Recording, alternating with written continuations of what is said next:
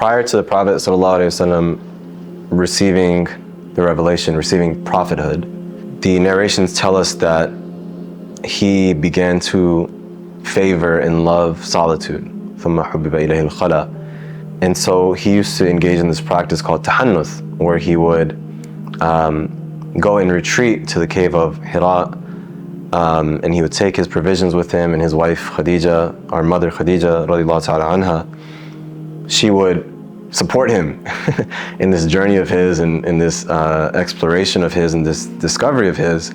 And so he would go and retreat for days at a time, just reflecting on the ills of his society, you know, the nature of his responsibility on, you know, in this world, just the nature of life and what it's supposed to be, and give himself the space to be with his thoughts and be with his Lord. And it's very telling that it is in this state and in this condition that the revelation of the Quran came. Allah subhanahu wa ta'ala tells us, وَإِذَا قُرِئَ الْقُرْآنُ فَاسْتَمِعُوا لَهُ وَأَنصِتُوا لَعَلَّكُمْ تُرْحَمُونَ. When the Quran is recited, then listen attentively to it and pay attention, be very focused, so that you might receive mercy, right? So we know that mercy is a function of silence, it's a function of solitude, it's a function of reflecting. We have this practice. Now, this practice of tahannuth in its form never really remained after the Prophet ﷺ received revelation, right? Then his mission began, and he never again retreated to the cave and isolated himself from society. But there was a form of it that remained, and that form remains with us in Ramadan as well, and that is i'tikaf.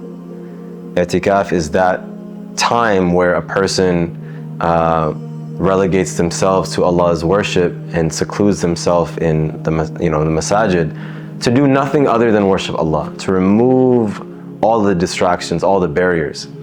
Now, we might not be at that level where we can do that. Maybe we can do it for a day. Maybe we can't do it for all 10. But at the very least, we should reflect on what are those things that we want to separate ourselves from, so that we have the room to reflect and be present and receive that mercy, right? Receive the lessons of the Quran. Social media is one, that everybody should think about, right? And maybe it's a little bit ironic because maybe you're watching this on social media, but being intentional about all of those things that crowd your heart, crowd your mental space, crowd your ability to listen, and doing away with some of them, right? At the very least, giving ourselves opportunities and times and spaces to be able to remove these things from our awareness and just focus in on Allah, be present with Allah, right? And it is in those moments that the most transformative change happens.